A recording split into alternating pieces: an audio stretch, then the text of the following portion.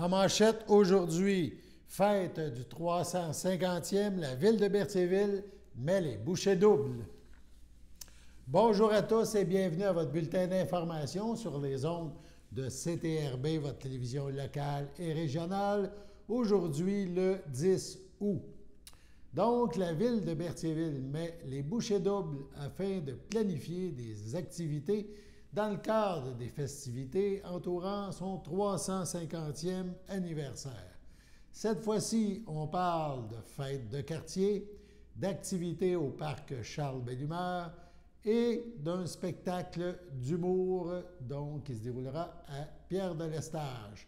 On écoute le maire, M. Perrault, entre autres, nous expliquer les prochaines activités.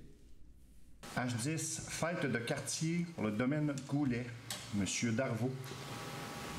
Considérant le courriel daté du 31 juillet 2022 transmis par Mme Mylène Lessard, représentante des citoyens demeurant dans le quartier du domaine Goulet, faisant état de l'organisation d'une fête de quartier par les résidents du secteur qui sera tenue le 20 août prochain.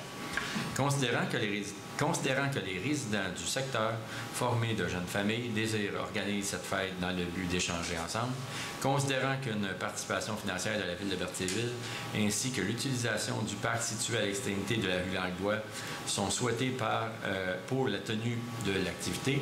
En conséquence, je propose d'autoriser l'utilisation du parc municipal situé à l'extrémité de la rue Langlois aux fins de fête de quartier, qui sera tenu le 20 août 2022 sous la responsabilité de Mme Mylène Lessard, d'autoriser la dépense encourue pour la location de 2 jeux gonflables au coût de 250 $, détaillé à l'offre datée du 8 août 2022 déposée par la firme Minimus. Merci beaucoup. C'est appuyé par? Tout à fait. Mme Fontaine, merci. J'en appelle au vote à ma gauche. Favorable. À ma droite? Favorable. Adopté à l'unanimité des conseillers présents. H11, programme des fêtes du 350e, activité au parc Charles-Bellumeur. M. Frenière, s'il vous plaît. Considérant l'enveloppe budgétaire allouée à la tenue des fêtes du 350e par la ville de Berthierville, considérant que la programmation prévoit un pique-nique familial au parc Charles-Bellumeur le 3 septembre prochain, considérant l'offre de services datée du 4 août 2022 déposée par les productions Méga Animation Incorporées, en conséquence, je propose d'octroyer aux productions Méga Animation Incorporées le contrat d'animation du pique-nique familial qui se tiendra le 3 septembre 2022 au parc Charles-Bellumeur au coût de 3 675 $, plus les taxes applicables telles que détaillées à leur offre de service datée du 4 août 2022. Merci beaucoup. C'est appuyé par? Tout à fait. Mme Fontaine, merci. J'en appelle au vote à ma gauche. Favorable. À ma droite? Favorable. Adopté à l'unanimité des conseillers présents.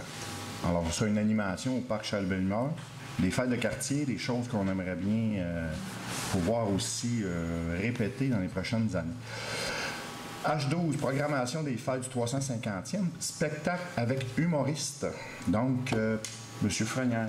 Considérant l'enveloppe budgétaire allouée à la tenue des fêtes du 350e anniversaire par la ville de Berthierville, considérant que la ville désire intégrer à sa programmation un spectacle d'humour qui sera tenu le 26 novembre 2022 à l'auditorium de l'école Pierre-de-l'Estage, considérant la résolution numéro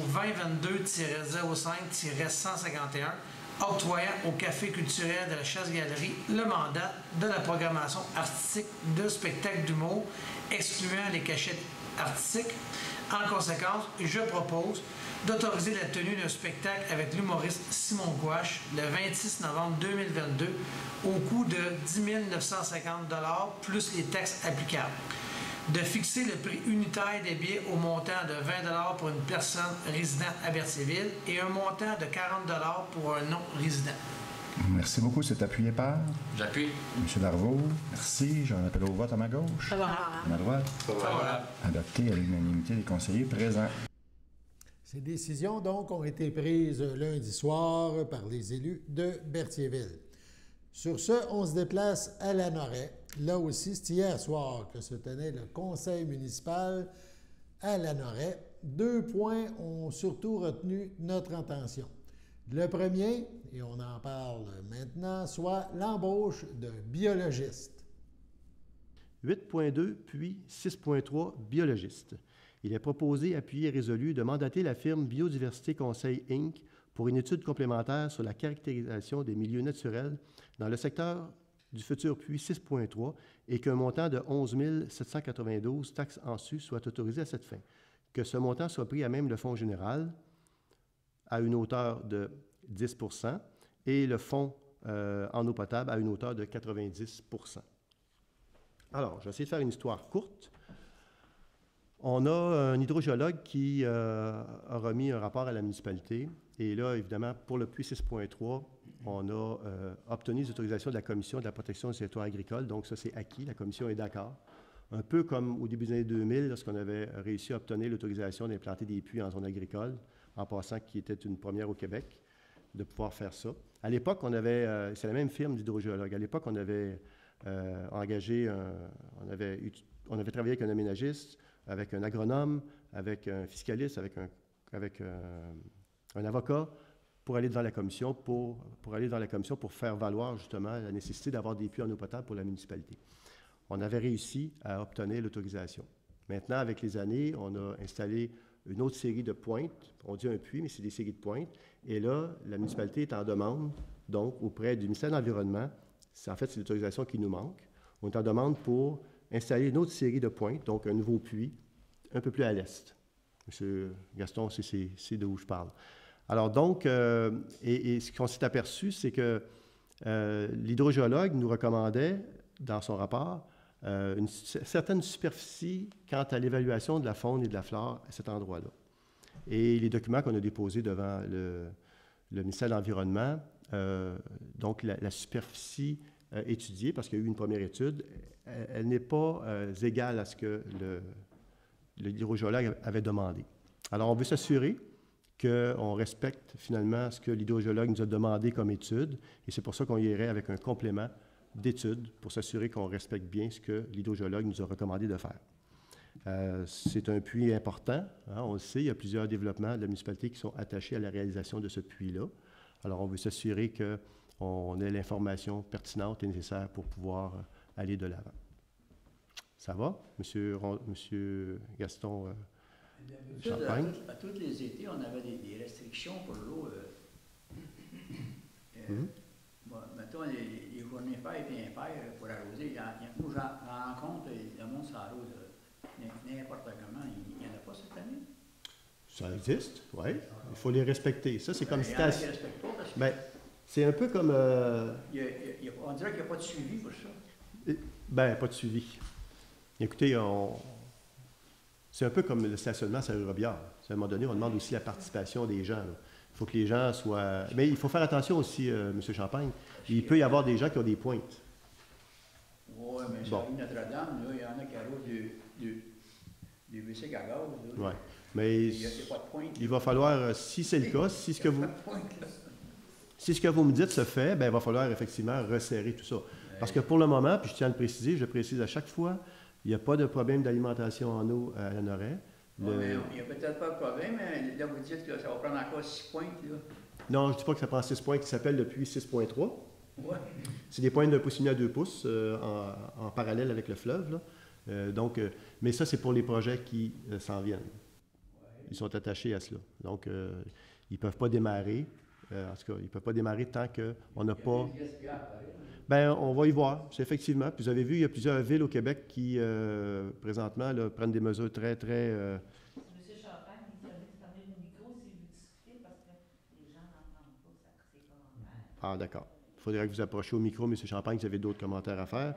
Parce que M. Champagne, ce que M. Champagne nous disait, dans le fond, c'est qu'il y avait des gens qui arrosaient malgré l'interdiction d'arroser, parce qu'il y a des jours pairs et impairs. Alors moi, ce que je dis aux gens, regardez, respectez la réglementation. C'est encore la meilleure façon. Il ne faut pas attendre d'avoir un avis ou d'avoir une contravention. Il faut respecter cela. Je pense que tout le monde va y gagner. Tout le monde va y gagner si tout le monde respecte la réglementation. Alors, c'est une ressource qui n'est pas inépuisable. C'est une ressource qui vaut son pesant d'or. On le sait, il y a plusieurs municipalités au Québec qui sont aux prises avec des difficultés présentement. On n'a pas ce problème-là. On l'a vécu à la fin des années 90. On ne veut pas revivre ça. Alors donc, je reviens à l'étude complémentaire. Donc, c'est de s'assurer effectivement qu'on a toute l'information qui nous a été fortement suggérée par l'hydrogéologue. C'est pour ça qu'on irait avec une étude complémentaire pour s'assurer que toute l'information est entre nos mains, puis en tout respect aussi pour des experts qui nous conseillent. Ils l'ont bien fait en 2000, alors ils l'ont fait par la suite, puis ils le font maintenant encore. Alors, on irait de l'avant avec ce genre de proposition-là. Est-ce que j'ai un proposant? Je propose. Le maire André Villeneuve a par la suite annoncé, et ça a été accepté par résolution, que la municipalité de Lanoraie est maintenant amie des monarques. Les monarques, on le sait, c'est ces magnifiques papillons orangés qui sont en voie, dit-on, de disparition si les efforts pour les préserver ne sont pas mis de l'avant. Donc, Lanoraie devient amie des monarques. On écoute l'extrait de la séance d'hier soir. 9.2. Ville amie des monarques. Considérant que le papillon monarque est une espèce emblématique de l'Amérique du Nord et que sa migration exceptionnelle et son cycle de vie fascinant ont frappé l'imaginaire de millions de citoyens. Considérant que depuis 20 ans, sa population a diminué de 90 % en Amérique du Nord et que les scientifiques attribuent ce déclin à la dégradation et à la perte d'habitats de reproduction. Considérant que les municipalités ont un rôle crucial à jouer pour le rétablissement de l'espèce en créant des habitats de reproduction sur leur territoire, en diffusant de l'information sur le sujet ou en invitant la population à participer à des programmes de sciences citoyennes. En conséquence, proposé et résolu que la municipalité de Lanoraie s'engage officiellement à contribuer à la restauration des habitats du monarque en poursuivant l'implantation de mesures de protection de l'espèce et en encourageant ses citoyens à participer à cet effort afin que ce magnifique papillon puisse à nouveau prospérer sur tout le continent. Que le maire, au nom de la municipalité de Lanoraie, signe l'engagement des maires pour la sauvegarde des monarques, ville amie des monarques. Je veux ici saluer l'initiative de Mme Cormier. Belle initiative, effectivement. Et je pense que ça a donné des résultats. Là, on a vu sur Internet voir quelques papillons naître pratiquement en direct, là, donc des monarques. Alors, félicitations, belle initiative et la municipalité, effectivement, s'engage à faire aussi sa part pour la protection et la sauvegarde des monarques. Est-ce que j'ai un proposant? Je propose. Sur ce, allons à la pause.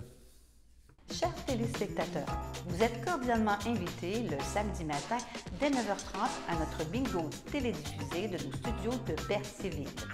Depuis plusieurs années, nos adeptes de la télévision régionale se sont divisés un montant de 600 $, disponible chaque semaine lors de notre joute de bingo à CTRP.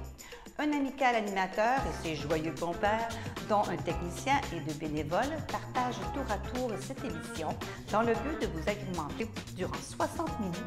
Un moment de plaisir qui pourrait s'avérer payant pour vous. Vous pouvez donc vous procurer les cartes de jeu chez les dépositaires participants et j'ai nommé à Berthierville, le dépanneur Formule 1 et le garage Pétroté, sur la rue Gilles Villeneuve, le marché IGA Extra sur la rue Gabrielle Brissette, le marché Métro sur la rue Notre-Dame et la pharmacie Proxime sur la rue Frontenac. À Saint-Ignace-de-Loyola, le dépanneur Esso sur la rue de la Traverse et le marché Aldo sur le rang Saint-Michel. C'est donc un rendez-vous hebdomadaire chaque samedi matin dès 9h30 sur les ondes de CTRP, votre télévision régionale et communautaire, maintenant en haute définition. On vous attend donc en grand nombre et toute l'équipe vous souhaite bonne chance.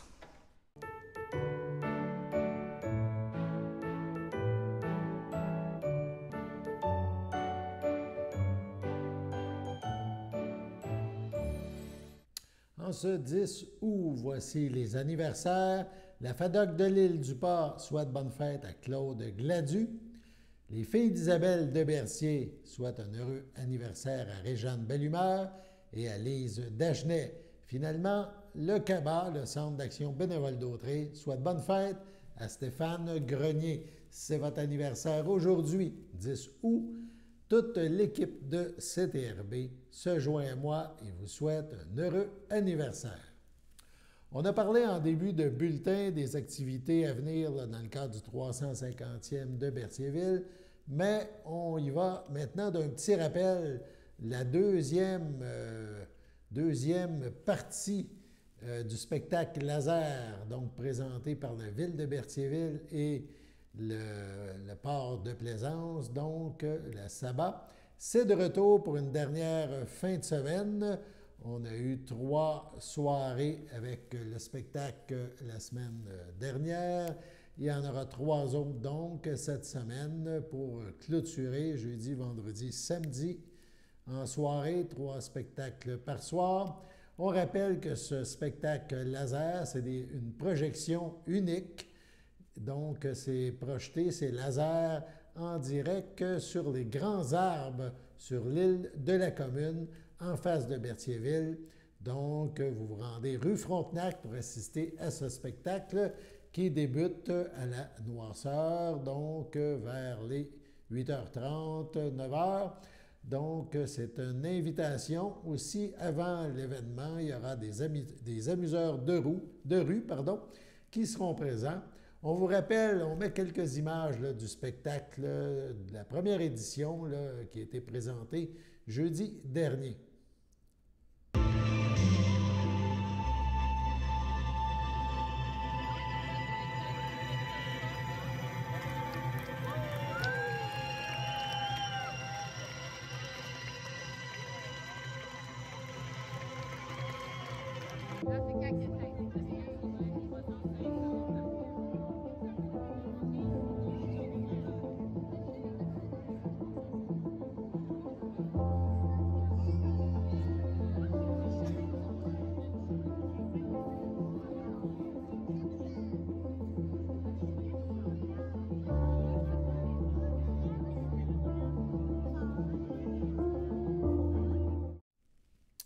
Voilà, donc, pour ceux et celles qui ne l'ont pas vu, c'est une invitation.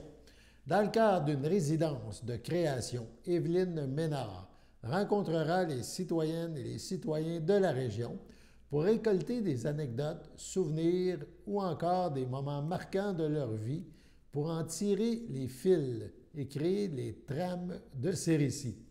Elle sera à la Chapelle des Cuthberts du 10 au 14 août. Le fil n'en sera pas le thème central, mais le liant permettant de faire un parallèle entre les témoignages recueillis et des contes et légendes d'ici et d'ailleurs. Au fil des ans, elle a croisé les récits traditionnels avec différentes formes d'art, telles que le mime corporel, le chant traditionnel, la musique contemporaine ou l'art visuel et la poésie. Voyageuse dans l'âme, elle se déplace dans plusieurs régions de la francophonie canadienne, effectue régulièrement des tournées en France et porte sa parole dans de nouveaux pays chaque année. On parle du Burkina Faso, du Togo, de la Belgique, de la Martinique et plus encore. Ce matin, elle était à la Chapelle des Cuthberts, une activité de médiation avec les jeunes du camp de jour. On regarde quelques images et on l'écoute. Bonjour tout le monde, mon nom c'est Evelyne, je suis conteuse, fileuse et je fais un projet ici à la chapelle toute la semaine qui s'appelle Au fil de la laine et j'avais envie de partager avec vous un peu qu'est-ce que c'est mon projet, vous faire découvrir un petit peu aussi comment on fait des films et peut-être puis sûrement très certainement vous raconter une histoire aussi. Alors, vous êtes prêts? Alors, c'est ça. Qu'est-ce que ça, c'est des fils ici? Qu'est-ce qu'on fait avec des fils dans la vie? Vous pensez? Oui? On fait des chandails, oui. On peut tricoter, oui. Oui.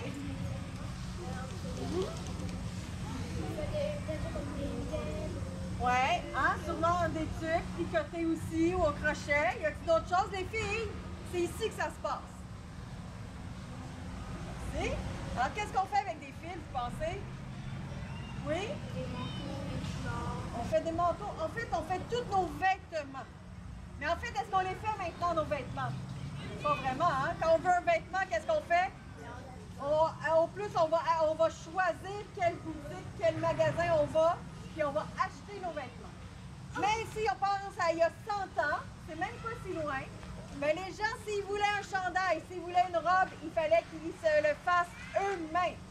Et on faisait beaucoup de vêtements en laine. Alors ici, merci. Alors ici, vous voyez, ça c'est de la laine de mouton. Elle n'a même pas encore été tout à fait lavée, ça s'appelle la toison. Hein? Alors les gens, il y avait des moutons à la maison, ils pouvaient en avoir 3 ou 4. Et avec ça, ils faisaient les vêtements pour toute la famille. Là, c'était pas des petites familles, hein? Il y avait combien de personnes dans les familles, vous pensez, dans ce temps-là? 10, 12, ah, vendus, hein? C'est ça. Il y en avait beaucoup d'enfants. Donc, il pouvait y avoir des fois des toutes petites familles, c'était 5 enfants, puis après, il y en avait, ça dépendait des endroits au Québec, mais c'était des grosses familles. Alors, on avait quelques brebis, ça c'est la femelle du mouton, et on la transformait pour faire notre fil. Donc, moi, j'ai toujours la laine du mouton, c'est comme les cheveux. Qu'est-ce qu'on fait quand on a les cheveux trop longs? On les coupe. Donc, on va couper la laine du mouton. À quelle saison vous pensez qu'on va couper la laine du mouton? Oui? L'été, parce qu'on ne veut pas qu'il y ait chaud. Ça, c'est la bonne logique, mais c'est pas cette saison-là, je l'ai entendu. Au printemps, juste avant l'été. Comme ça, ben, il n'y aura pas chaud pendant l'été, mais ça va avoir eu le temps de pousser parce que quand l'hiver va arriver, là, il veut son manteau de laine. Hein? Fait que ça lui donne un petit peu plus de temps au printemps pour que la laine, elle, soit plus longue. Ensuite, qu'est-ce qu'on fait quand on a les cheveux tout sales? On les lave. On les lave, hein? Mais c'est la même chose avec la laine. Donc, je vais prendre la laine du mouton comme ça. Je vais la mettre dans un gros chaudron. Il faut faire que je fasse attention, je vais juste la mettre dedans. Il ne faut pas que je la frotte comme on veut frotter du linge. Sinon, ça va tout se prendre ensemble. Parce que si on regarde là, la laine avec un microscope, on va voir qu'il y a plein d'écailles dessus. Et quand on frotte la laine, les écailles vont se prendre ensemble. Ça va feutrer. Ça va devenir tout compact, puis on ne pourra rien faire avec. En fait, on pourrait faire d'autres choses, mais on ne pourra pas faire du fil. Maintenant, ils font des balles de feuilles pour mettre dans la sécheuse. Ça, c'est fait avec la laine comme ça. Puis aussi, ben, c'est ça, ils faisaient des chapeaux. Puis il y en a même qui faisaient des yourtes. Ça, c'est des maisons. Dans un pays lointain. Je ne trouve pas le nom. Mais eux, tout le dessus, c'était des grosses tentes. Et le dessus, c'était fait en feuilles. En laine de yak ou en laine de gros animaux. Alors, une fois qu'elle est lavée, elle va ressembler plus à ça. Elle va être plus blanche, vous voyez? Et là, quand on a les cheveux tout mêlés, qu'est-ce qu'on fait? On les démêle, on les brosse. Les brosses du mouton, ça s'appelle... Ah! Ça s'appelle des caves. Ça ressemble un petit peu aux brosses du chien ou du chat. Hein? Si vous avez un chat ou un chien à la maison, des fois, ça ressemble un peu à ces brosses-là, mais c'est plus gros un peu. Donc, je vais prendre la laine. Et là, je vais l'accrocher comme ça.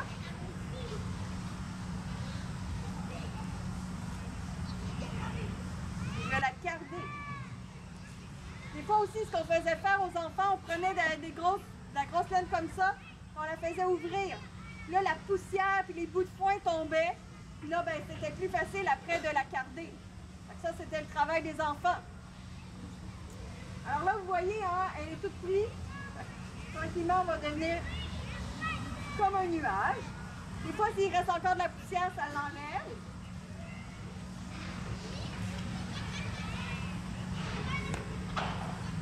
Ce que ça fait surtout, vous voyez, ça fait comme des lignes un petit peu. Si je tire dessus, ça aligne la laine. Vous voyez? Voyez-vous? Ça fait comme de plein, toutes les petites lignes, ils s'en vont toutes dans le même sens. Ça, c'est parfait pour faire un fil, parce que pour faire... Il est possible de venir rencontrer Mme Ménard et de jaser avec elle de vos souvenirs reliés au filage du fil, et ce, du 10 au 14 août prochain à la Chapelle des Culs-de-Berre. Bientôt se déroulera l'Assemblée générale annuelle de la Chambre de commerce Berthier-Dautré. La date à retenir, mercredi le 24 août.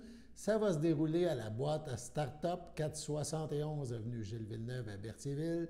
Ça débutera à 17h. Les membres en règle seuls peuvent assister à cette Assemblée générale annuelle. Sur ce, passons à la pause.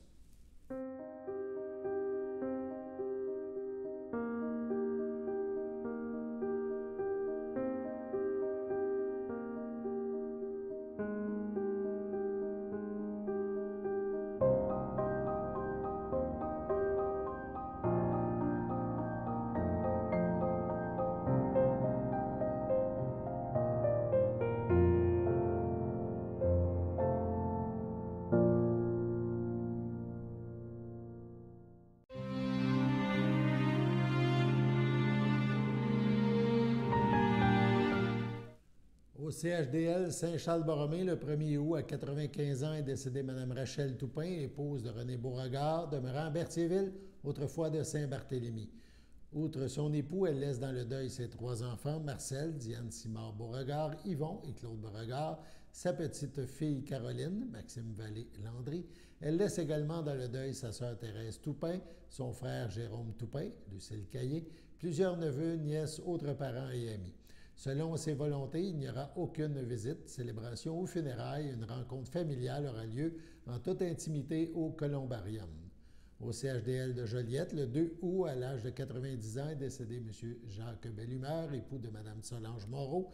Il laisse dans le deuil, outre son épouse, ses enfants, Alain, Daniel Yvon, Luc, Marie, Luc Fafard, José, Benoît Bonnet, ses petits-enfants, Mélanie Bellumeur, Maxime Désy, Alexandre Fafard, Marie-Hélène Plouffe, Marie-André Fafard, Maxime Paquette, Lisandre Bonnet, Alexandre Dumont, Christophe Bonnet, Lydia Robineau-Gagnon, ses arrière-petits-enfants, Benjamin, Chloé, Hugo, Marcus, Victor et Eva, ses beaux-frères et belles-sœurs, Marie-Jeanne Moreau, Monique Moreau, Marcel Robillard et Denis Moreau, ainsi que plusieurs neveux, nièces, autres cousines, autres parents et amis. Selon ses volontés, les rituels commémoratifs auront lieu en toute intimité. Donc, ça se déroulera en toute intimité. À son domicile, le 6 août, à 70 ans, est décédé M. Jean-Pierre Désilet, conjoint de Marie-Christine Bromeau, demeurant à Saint-Ignace de Loyola. Le défunt laisse dans le deuil, outre sa conjointe, sa fille, Marie-Pierre Désilet, Kevin Green, ses beaux-enfants, Audrey Leclerc, Francisco Sanjouza Graff, Olivier Leclerc, Ariane Leclerc, Dominique Lapointe, ses petits-enfants, Relais, Liv, Loïc, Félix, son frère François Désilet, ses beaux-frères et belles-sœurs. Jean-Pierre laisse aussi dans le deuil toute la grande famille des radioamateurs du Québec, particulièrement son ami Gilles Santon. La famille vous accueillera samedi le 27 août dès 13h au complexe funéraire Thériault à Berthierville. Suivra un hommage à 16h au salon. Passons à la météo.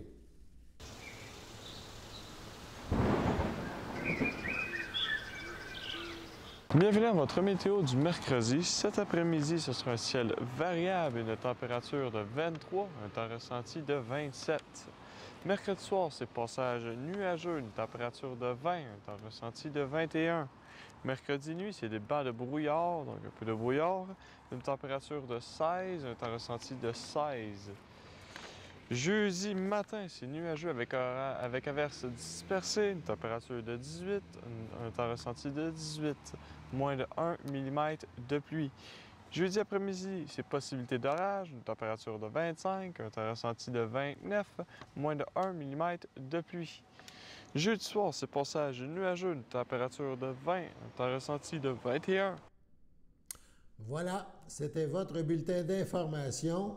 Aujourd'hui, 10 août. Toute l'équipe vous souhaite une bonne fin de journée sur les ondes de CTRB et on se revoit demain. Au revoir.